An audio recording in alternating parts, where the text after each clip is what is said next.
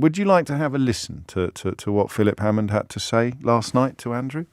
This is now about the labour market. And the labour market in the UK is very tight. So inflation is being driven by rising wages. And there are two ways we can tackle this. You can either dampen down the economy as a whole by raising interest rates and reducing economic activity, slowing growth. Or you could try to soften the labour market, which, of course, in the days when we were in the single market would have happened automatically. More labour would have come in, attracted by higher wage rates here. That's not happened now. And I think the government has regarded any relaxation of migration rules as being politically toxic. But rising mortgage rates on the scale we're seeing is also politically toxic. So I think we might have to have a debate about the balance between the two. I mean, there it is. It's a really insightful point, or at least a really thought-provoking point, that the tension between two forms of political toxicity. The interest rate rises, which are, sending mortgages into the stratosphere for millions of people. All of us on LBC have been following that now for some time, possibly not quite as long as Martin Lewis, who was warning about this ticking time bomb, I think, as long ago as February. But the political toxicity of that, which is a very real, in many ways, this is the essence of modern British politics, isn't it? Because what you have is a factual catastrophe, an evidential catastrophe, a catastrophe that affects people very immediately, obviously, and really, versus the mythical catastrophe of immigration, the people in Nigel Farage's posters, the ones in the Daily Mail comment section, not the ones you know or work with or your children go to school with, the other ones, the awful ones that are nicking all the jobs while also living on benefits and staying unemployed, those dreadful immigrants of Daily Mail editors' imaginings. That's a non-existent catastrophe. Crikey, I knew I was going to talk about that this morning, but I hadn't spotted the absolute perfection of this paradigm for modern British politics or political media relations. On the one hand, a real fact-based catastrophe, which is politically toxic. On another, a completely mythologized, evidence-free catastrophe, propaganda-based catastrophe, which is also politically toxic. Gosh.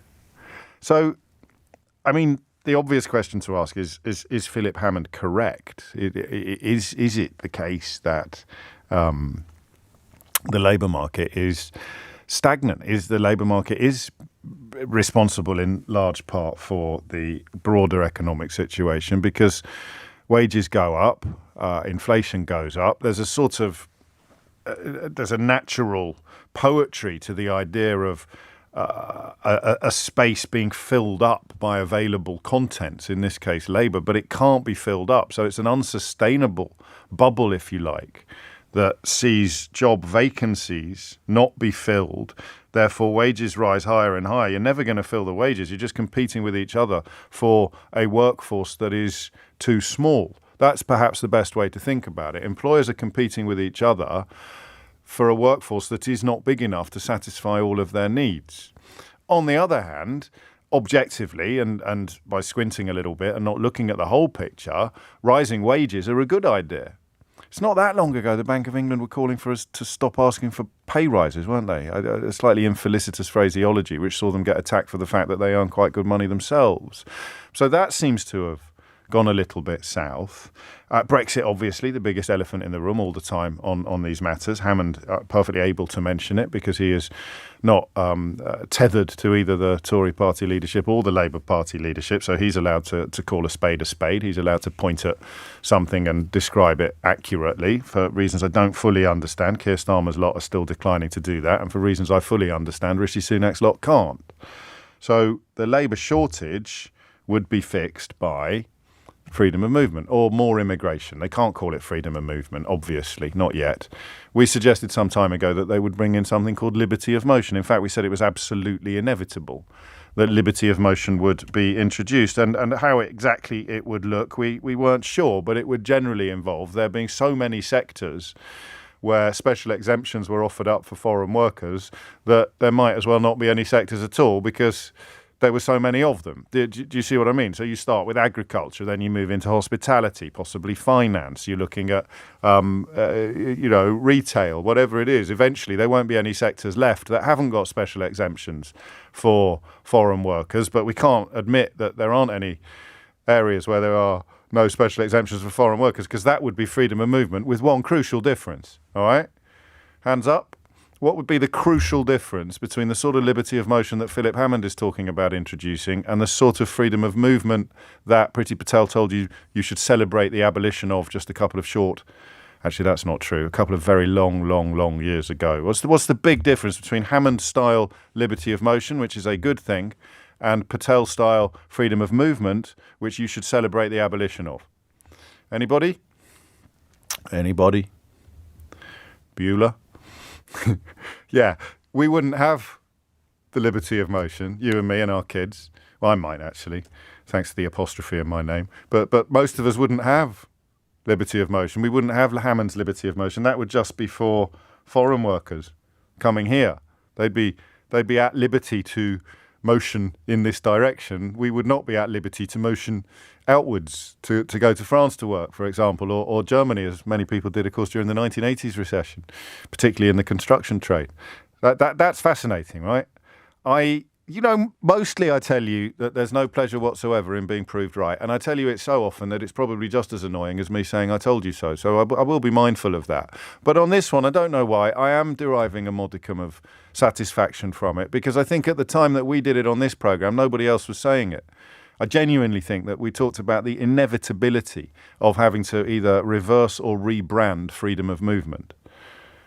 And the absolutely inalienable fact that it would involve people being freer to come here while we remained completely confined to these islands. That's what they wanted you to celebrate.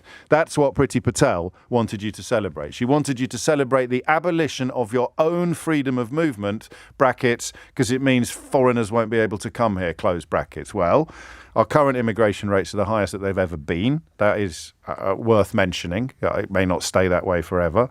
But the former Chancellor of the Exchequer, Philip Hammond, who not long ago, of course, was being lionised by all of the Brexit-supporting newspapers as him and Theresa May tried to at least mitigate some of the damage that was destined to be done to the country. The former Chancellor of the Exchequer, Philip Hammond, is pretty unequivocally stating that the UK's labour shortage means we need to open up our migration channels.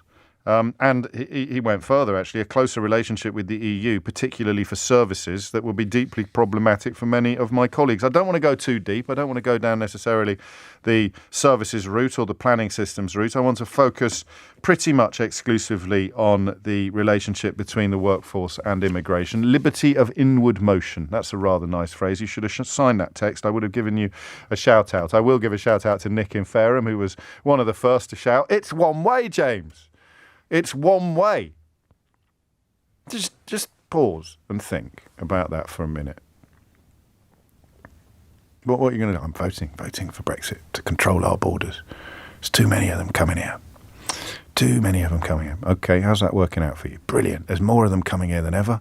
And somehow, for reasons I don't fully understand, they're the wrong people coming because they're not filling the jobs that need to be filled in order to put some sort of pressure on our economy and bring down inflation. It's quite incredible.